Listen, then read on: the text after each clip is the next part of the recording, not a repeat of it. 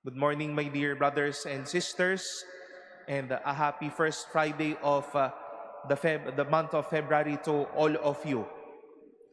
How can we best describe David and also John the Baptist? They both did their best in telling and living out the truth in their lives.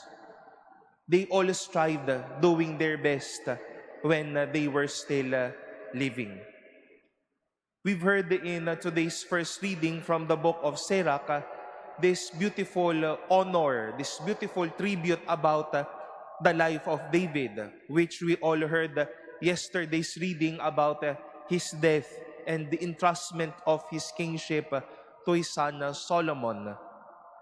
Naringgan po natin kung papaanong binalikan muli, kung papaanong nagsumikap din naman si David bilang isang hari.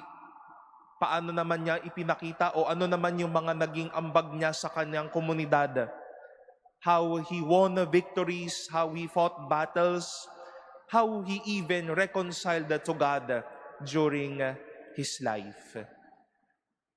The book of Sirach gave honor to the things David did with all of his best.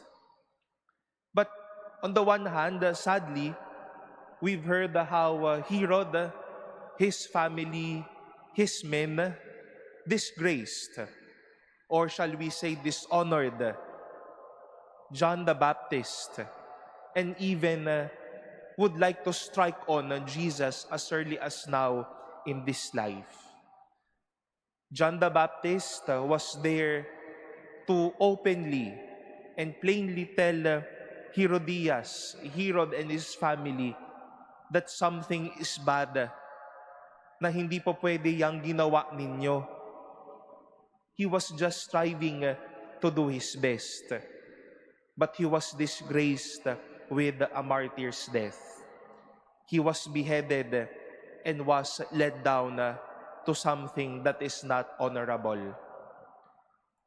My dear brothers and sisters, this is something we all wish to wake ourselves up.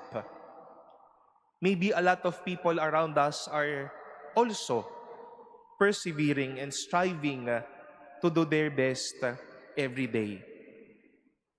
Some people are also still learning how to cope up with life, how to do their best, how to express their very selves with their talents. They would not need Herod and Herodias with and through our presence by disgracing them or dishonoring them or not expressing our love for them. Baka mas nanggagaslight pa tayo, baka pinag-uusapan pa natin o kaya baka mas pinahihirapan pa natin sila. But they would need some people, all of us hopefully, who would honor, respect, and support them in their lives. Let us honor those who strive to do their best. Our sense of honor, our sense of respect, our sense of love will be fuels of every fire in one's perseverance in doing what is right and just in this life. It is not our disgrace. It is not our unselfish comments and mindsets that will make them persevere and do their best.